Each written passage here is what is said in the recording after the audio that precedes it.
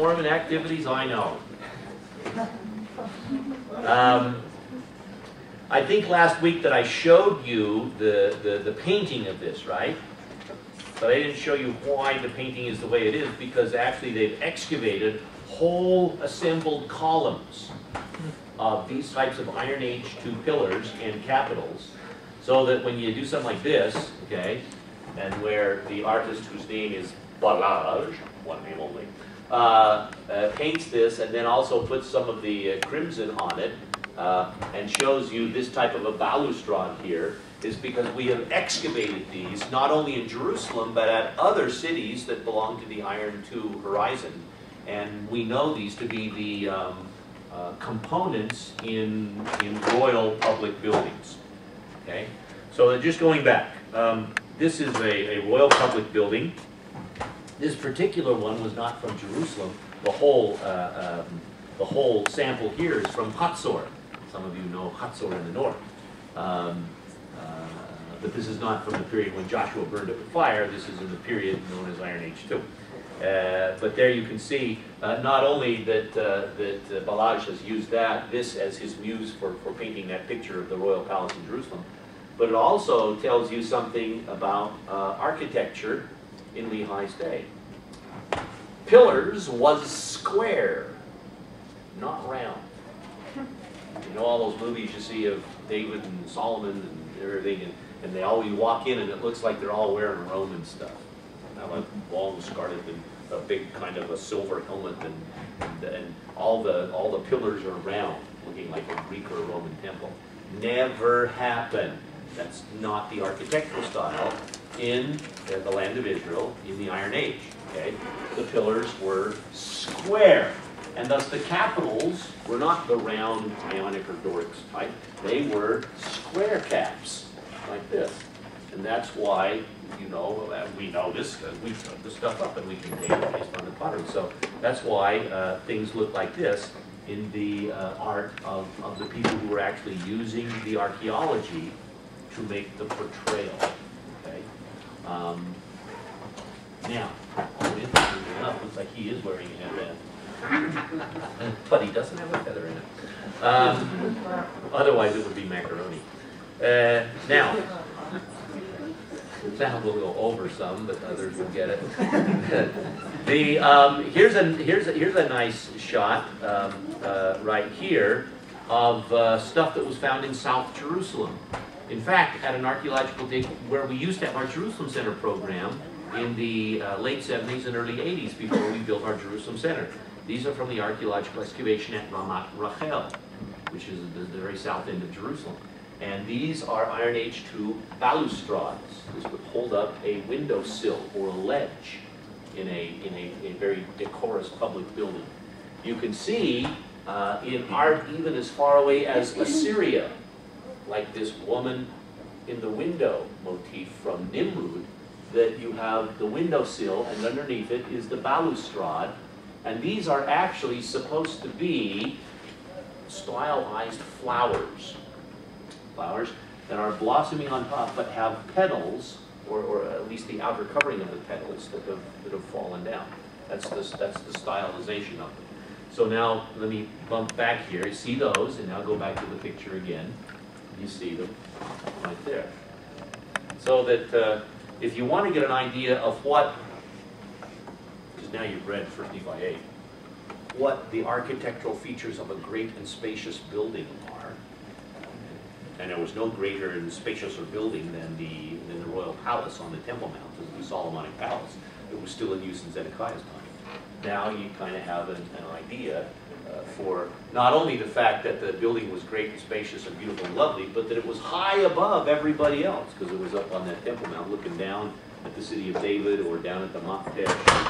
And when Lehi sees his great and spacious building is kind of up there, you know, in the mist, and the people are pointing down and looking haughty, just the way that, you know, a royal family of Zedekiah would. They thought that people down there were the lowlings. So stuff in dreams even, although it's portrayed, you know, like floating in the air and stuff, is actually based on stuff from real life, just the way your dreams are based on stuff from your real life. even though in your dreams, some of the stuff from your real life appears in bizarre contexts, because it's the nature of dreams. All right, let's go on. There are some square pillar bases, not round, but square, Iron Age 2, at Tel Lachish. See how many have visited Lachish? A few people. Oh, good. And you can see again that from the time of Lehi, these are actually would sit in the floor, and they would be the bases for the square pillars that would go up. Again, attesting to the fact that when you see the next biblical movie you watch, you know, you'll have to remind yourself that the pillars in them buildings weren't round; they were square. Now they were round in another place. Judah's neighbor, the Philistines, used round pillars. They just excavated a temple with two beautiful big round pillar bases. And this was from about 900 BC. So in Iron Age 2, the Philistines were using a different architectural style than the Judeans. The Judeans and the Israelites were using an architectural style that was mimicking the north, the Phoenicians, the Lebanese, and the Syrians. Whereas the Philistines on the coast were mimicking Egyptian styles, which were indeed round pillars, and were also mimicking, you know, their more ancient original art from Greece and the Aegean Sea. So right next to each other, you know, two different polities, Philistia on the coast and Judah in the highlands, could have totally different architectural styles for their public buildings, which kind of interesting. And all right, that's an altar of stones, and it was excavated at Tel Beersheba. If you ever take a trip down there, they've got a mock-up of it down there today, but this one's right in the Israel Museum. And you can now take photos as of this last year. When they reopened the museum, they allow you to take photos, which is too bad for some of you because you didn't get to. But since I was there in August again, I took all these photos. What does Lehi build in the wilderness? An altar of stones. Yes, sir. Well, I'm trying to remember. Like, there's hewn stone altars, and then there's altar of stones. This is altar of stone? Well, this is hewn stone as well. You can see it's been cut. Hewn means cut, but yeah, this is stone, and it's hewn. And this was from a formalized temple setting outside of Jerusalem, namely at Tel Beersheba. Yeah. Demonstrating that in Iron Age 2, you could build temples outside Jerusalem, which was kind of contrary to the old scholarship that, you know, none of those things existed. People used to criticize the Book of Mormon for the idea that, hey, you know, Nephi and Lehi build an altar of stones in the desert, and then when he gets where he's going, Nephi builds a temple. Well, we know that both were being done. Altars of both hewn and unhewn stone in connection with temples or just separate shrines are known from Iron Age 2 Israel. Again, you know, something that you see out of the first Nephi. Not far away from where these things are in the museum is one of my favorite displays. And unfortunately, when they reopened the museum, they had a museum artistic director that was a minimalist. And this is really, in one way, a step down from what the museum used to look like, say, 10 years ago. You just get to see the stuff without any explanation, which is cool if you know what it is, but if you don't, you know, there's a bunch of junk in there. So I feel bad now for people who walk to the museum without having a really good knowledge of what stuff is. I will try to show you what some of this stuff is. This is one of the cases that is for ancient metalwork. Okay? And I want to just show you some of the types of things that might relate to your visual images of what's going on in Nephi's narrative. So, before we went on, I had a question about the altars. I heard that before there were kind of like satellite temples all around. Yeah, satellite temples is a word that we've used. Would that temple have been one of those? Yeah, Beersheba would be what we used in the old days to call a satellite temple, meaning you've got the big temple in Jerusalem, but you've got a number of little temples out in the border sites. Okay.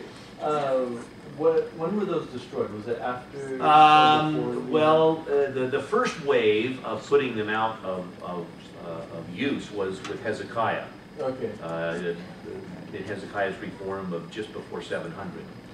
But the second wave, after they'd kind of come back into use during the reign of Manasseh, was Josiah after 640, and particularly after 620. Okay, and so the ones that they were doing, those weren't like sacrilegious ones, but those were actually. Well, they seem to have been, you know, legitimate government-sponsored sites, just the way that the Temple of Solomon was a government-sponsored site. Okay. But it appears that government policy changed because the king changed. Okay. Kind of happens in our own day. Policy changes. So that's really what led to the reforms. Okay, here's inside the display case, and what do you see? You see silver. This is silver, and this is not in coins because they didn't make coins in Iron Age 2. Coins don't come into use in the ancient Holy Land until what we call the Persian period, which would be after 500 BC. In Nephi's day, they didn't use coin.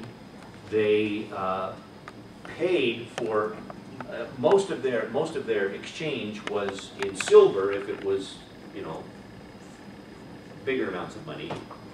But you could also exchange bronze if it was very, very small amounts. But most monetary interchange was silver, and it was bulk silver, lump silver.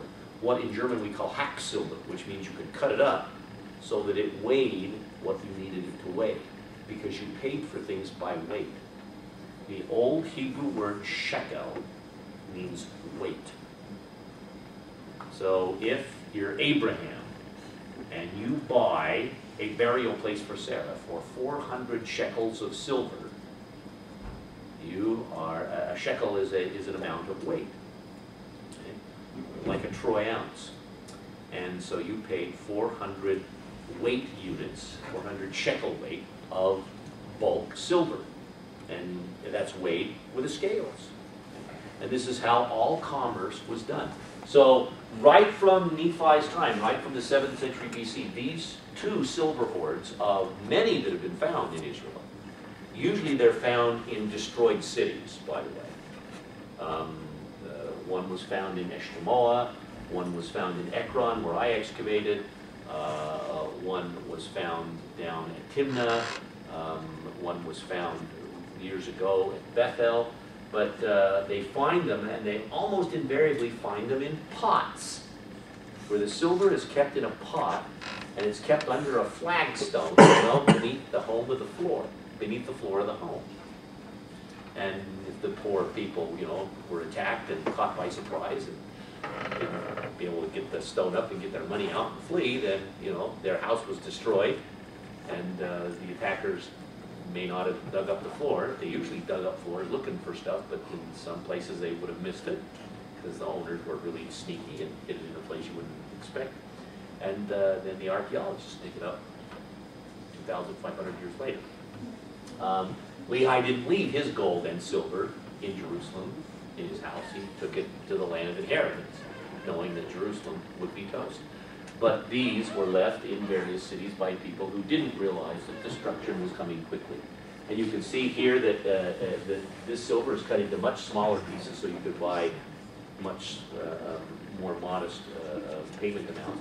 But this was just silver ingots that probably were awaiting further smithing into jewelry or into smaller bars that could be easily cut for weighing.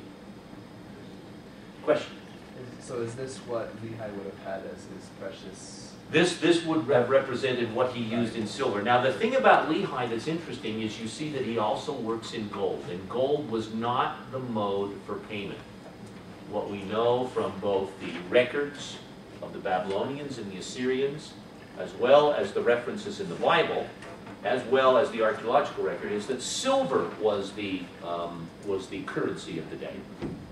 And gold was not used for currency. Gold was only used for very wealthy decoration pieces.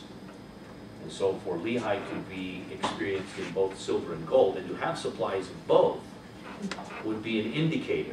He didn't just have the metals for money. If he had gold, it's because he was probably involved in something that you needed gold for, which would be smithing nice objects. So what would he then have, they have used to try and persuade Laban? Would it be pots of these? Well, I mean, both were valuable. Yeah. Okay, so it doesn't say, it's just when that he left the silver and gold there, and he doesn't tell us which one he's, you know, hey, silver and probably gold too. We don't get that much detail to know. We just know that he had both. Okay? But that's an indicator too, because if it was just money, you wouldn't expect to see gold mentioned. Now, here's another whole bunch of it. We find these, I mean, examples of these are everywhere. You know, these silver caches. And again, they're always in pots. And I emphasize to you that if you want to try and imagine Nephi and Laman and Lemuel coming back to Jerusalem from the land of inheritance with the gold and the silver, you have to kind of imagine them bringing it along, you know, probably in a pot. Or at least they got it from a pot. Maybe they transferred it to a sack, but where it would have been hidden in would be a pot. Because if you put it in a sack, what happens to it? Especially if you bury it, whether it's below a floor or whether it's out beneath the roots of an olive tree. Yeah, the sack rots away. And then, you know, your collection can be at risk. So you bury it in a pot, and the pot usually will be sealed in some way. Okay, so good for that. This is an example of scripture on metal. How many of you saw this in the Israel Museum when you went? Now they're only this big, but they're little passages from the Old Testament in Hebrew, and they are engraved, in this case, on silver. And these wouldn't represent an attempt to copy, you know, whole pages of the Bible. These were amulets. These were charms. You know, this would be the high priestly prayer in Numbers 6, "May the Lord bless you and keep you." And that was actually rolled up. You can see here that they had to unroll it. It was rolled up and worn as an amulet, like a necklace. But the interesting thing about that is that these were excavated in the 1980s, right in Jerusalem, by one of my very good friends, whose name is Gabi Barka. And until then, they had not found, in archaeological context in the land of Israel, Hebrew scripture, biblical scripture engraved on metal. So the idea of engraving scripture on metal seemed ludicrous to some people who were, you know, opponents of the Book of Mormon. But with these types of discoveries, now we can see that there are examples of engraving biblical scripture on metal. In this case, on silver. In the Book of Mormon, we have record of scripture on both brass and presumably gold, plates of ore. So that's kind of fun. And you can see that in the, there's actually two of them, and you're seeing the bigger one here, on display there in the museum. There they are a little closer up. Quite remarkable. Yes? Sorry, did you say where it was found? Yes, at a place just outside the city walls, near the Hinnom Valley. They call it Ketef Hinnom, K-E-T-E-F, K-E-T-E-F, Hinnom. And it's just under, well, it's where the Jerusalem Cinematheque is, right there across from St. Andrew's Church.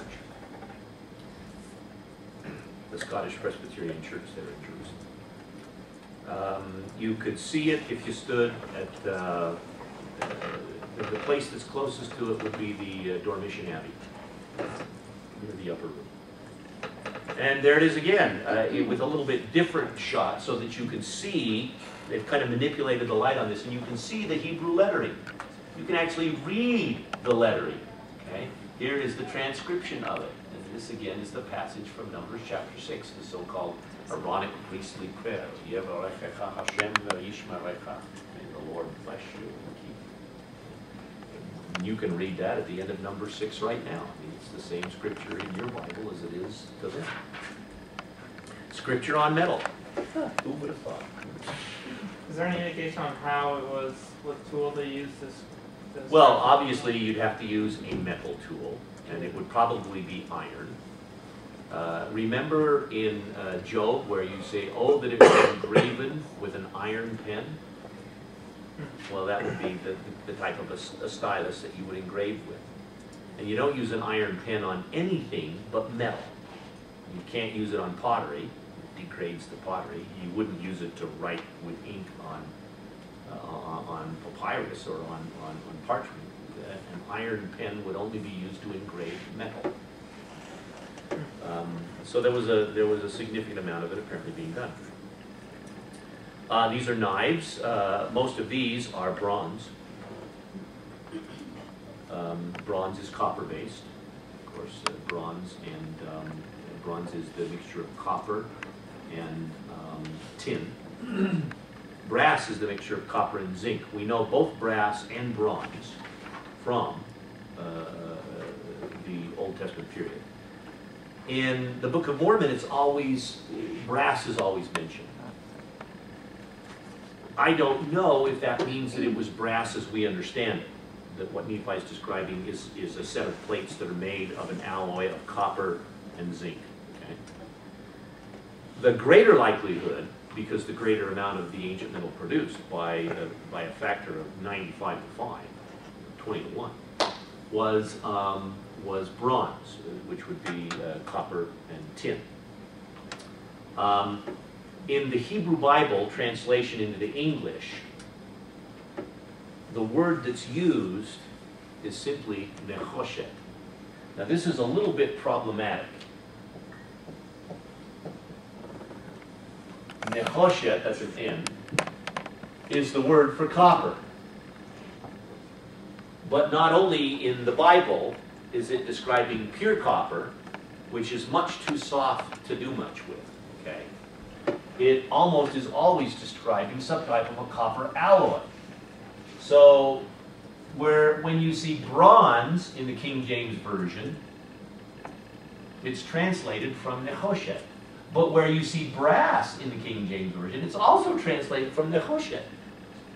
It was almost an arbitrary decision of the translators as to whether they would translate this as brass or bronze.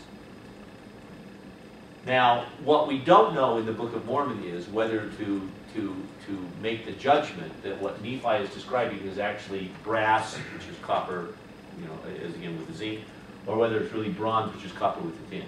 Either is very well known.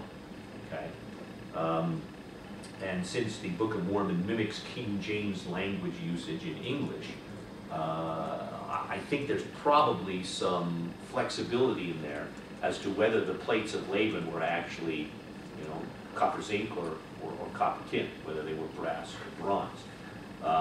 In any case, it wouldn't matter because both these metals are very, very stable. Anything that's copper-based is very stable because copper doesn't rust away the way that iron does. Okay? The only problem you get with copper is that it will get a patina or a tarnish on it. But that's usually taken care of by light buffing and by keeping them shined up, as it was mentioned, in the article. I brought a bronze item with you that I just happen to have. There you go, right there. It's got a little green patina on it. This is a woman's bracelet. This is again from the Iron Age. Okay. If I tell you that this came from around the wrist bone in a grave, that shouldn't bother you. Okay. And that gives you an idea of how you mix some copper with just a little bit of tin, and you get a stronger metal. But please don't bend it because here. That one. This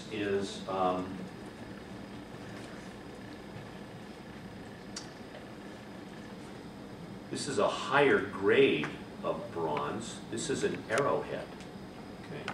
And this is an arrowhead from the period just after 600 BC. These are the same types of arrowheads that would have been in use in the Babylonian period, which would mean in Lee Eisen Nephi's period. Okay. Not everybody had these types of arrowhead, but they were very good. This one was shot at something. You could see that it split at the end. Okay. But it. There's where it hooks to the shaft. And, you know, when you think of Nephi's bow, which, you know, broke, and he had to make another one. Well, since they were involved in metal, probably, rather than stone tips, their particular arrows could have had bronze tips. We pass that around. By the way, you're not allowed to keep these. Okay, so we have brass and bronze, and a lot of knife usage was hard bronze. But there were also iron knives and also steel. This is an iron knife right here. The problem with it is it has to be treated all the time. It's high maintenance material because iron rusts.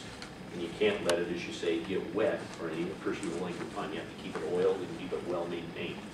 Could you briefly explain how you go about dating these things?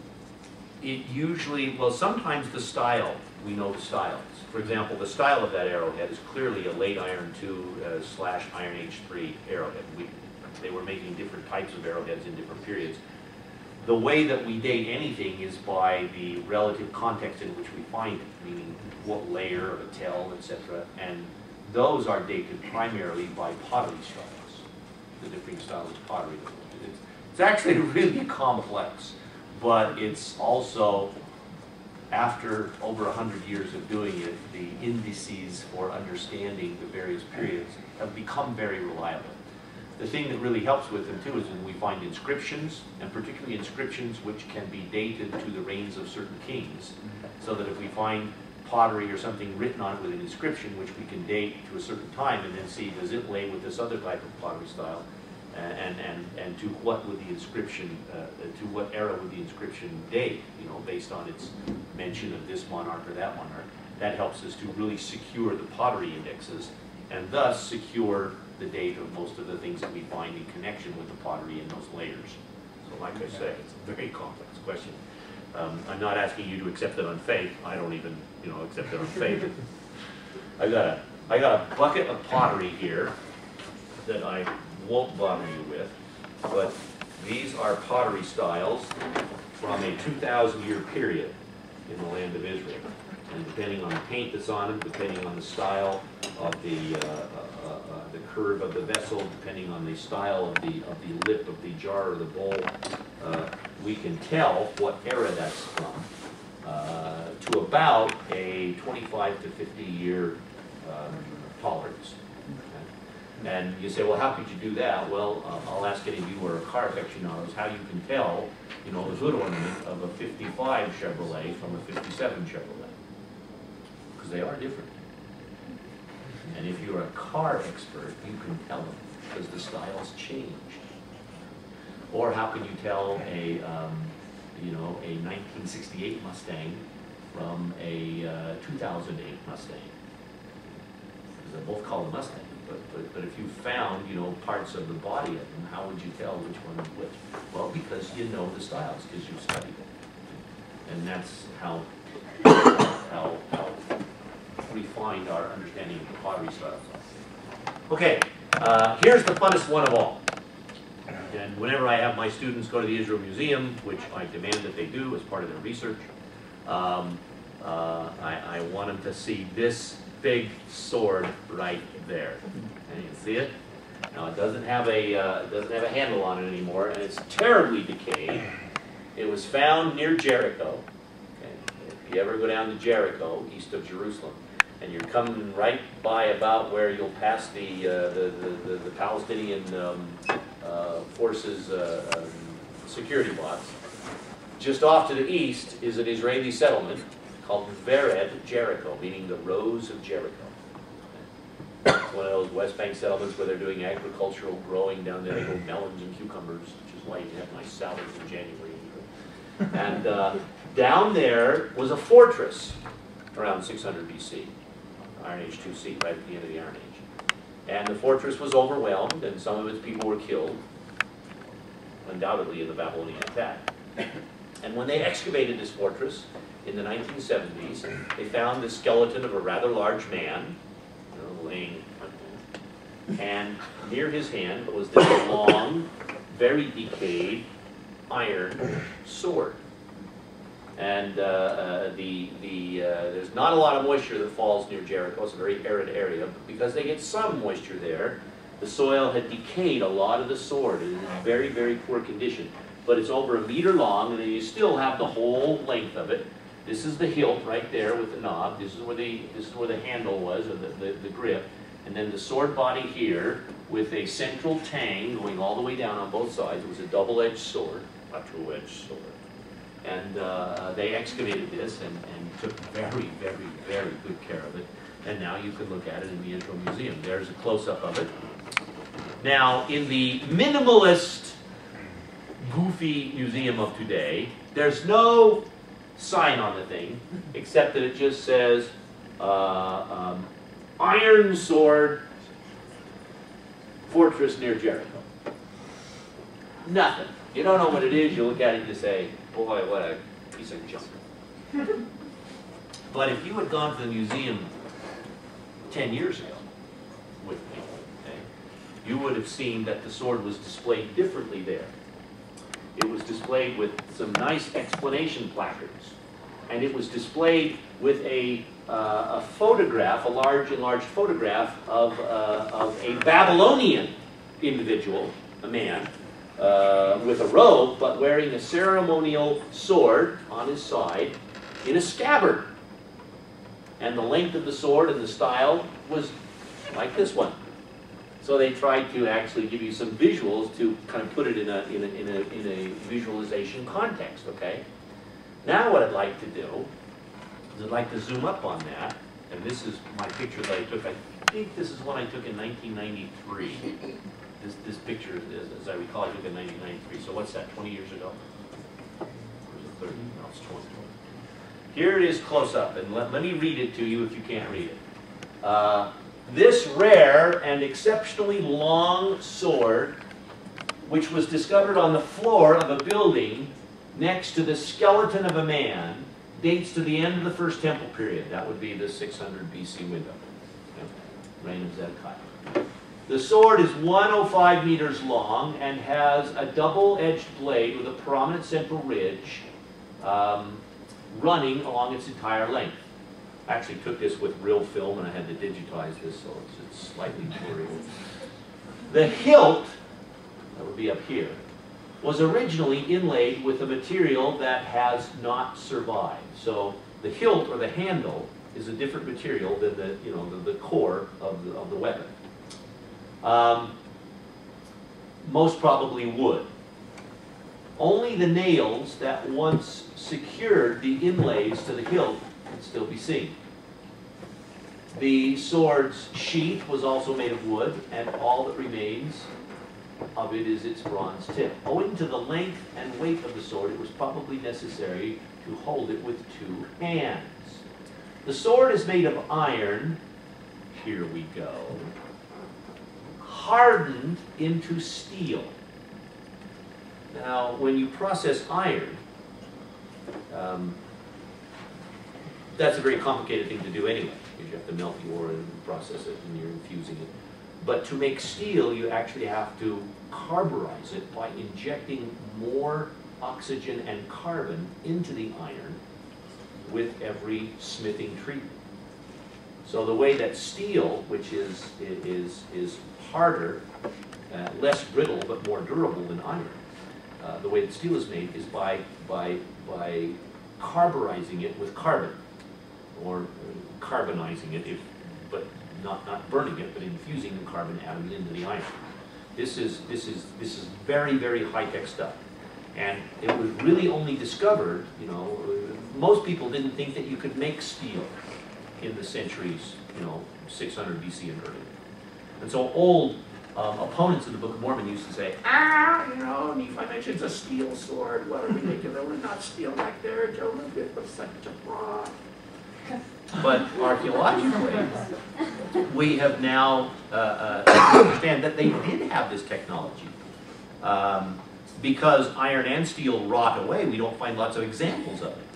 Luckily, in a fairly arid area like Jericho, here a nice one has survived. And the tests on it determined that this just wasn't iron, but that it was iron hardened into steel, attesting to substantial metallurgical know-how. Over the years, it's become cracked and due to corrosion, blah, blah, blah, blah. And here's an outline of the fortress building in which it was found, and just everything you need to know there.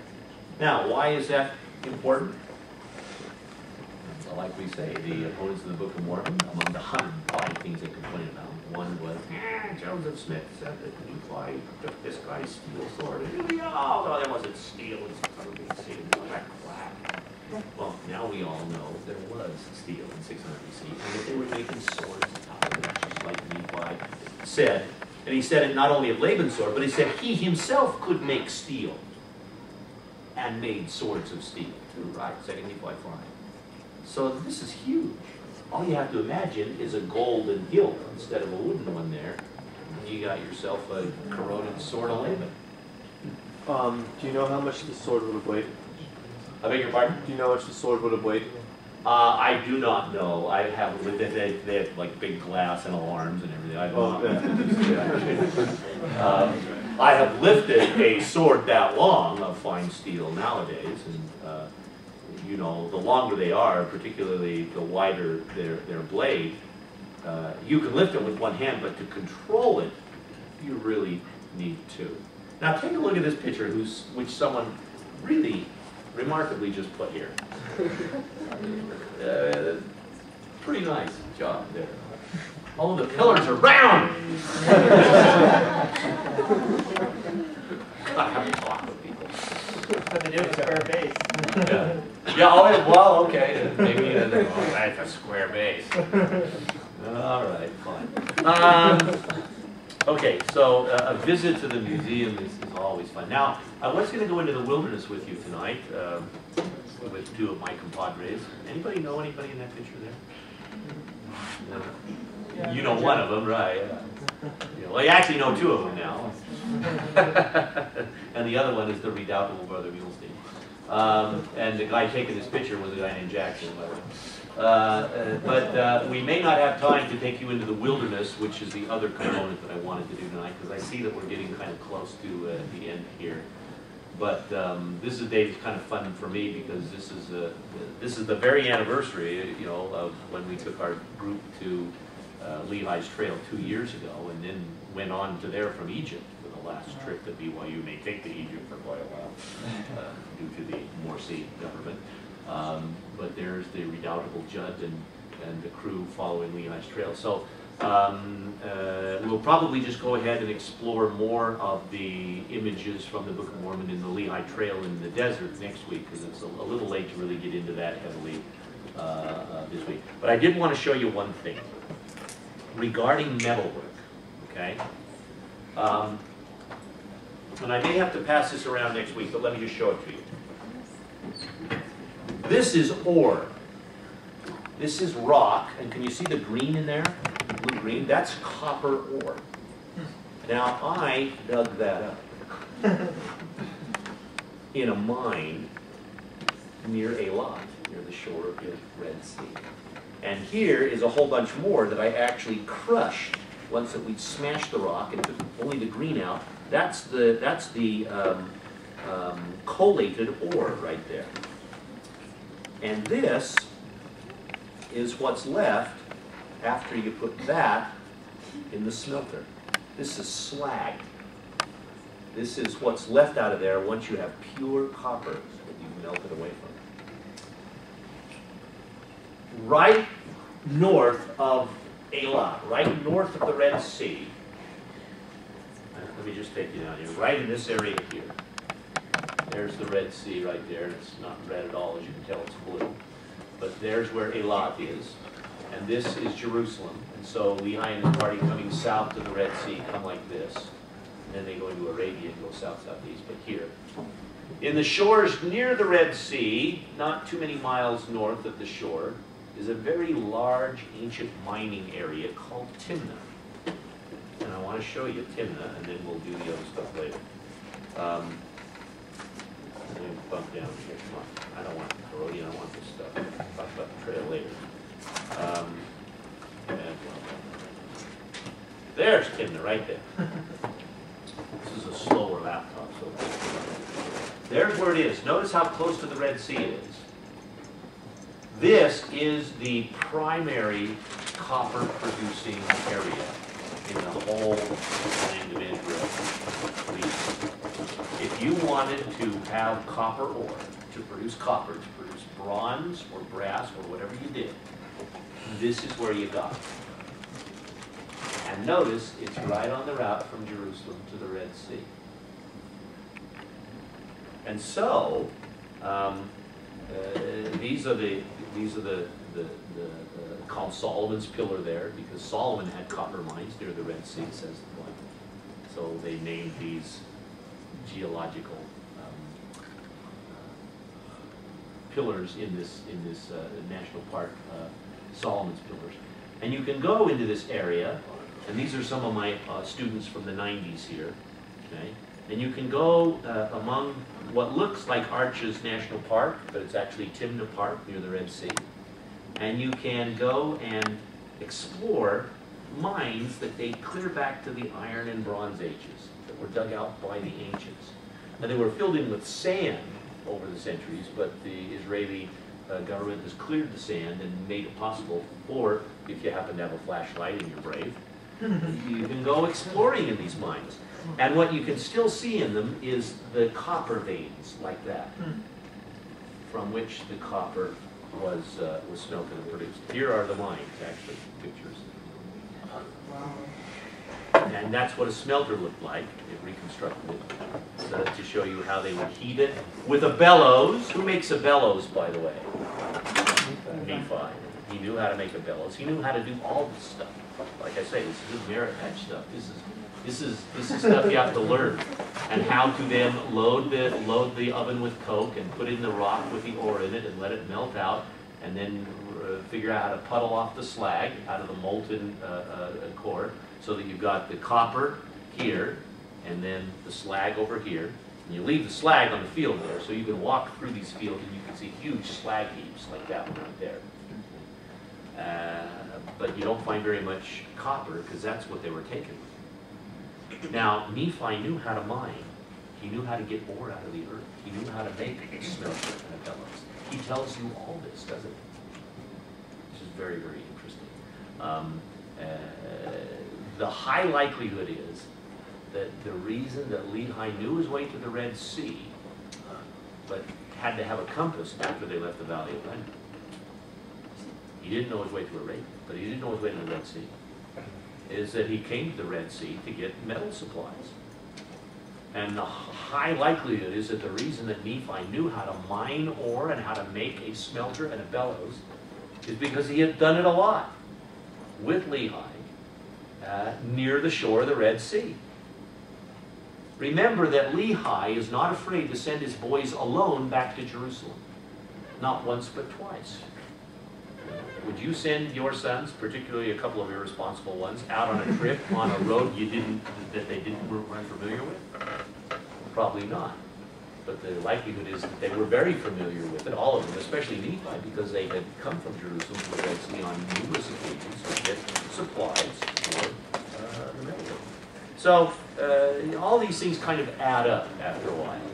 And I show you this as a component of what the land of Jerusalem has to give you in terms of glimpses into Lehi's and Nephi's time in life. And that's where we'll stop tonight. I don't bear witness of any of this stuff, except that the Book of Mormon is true.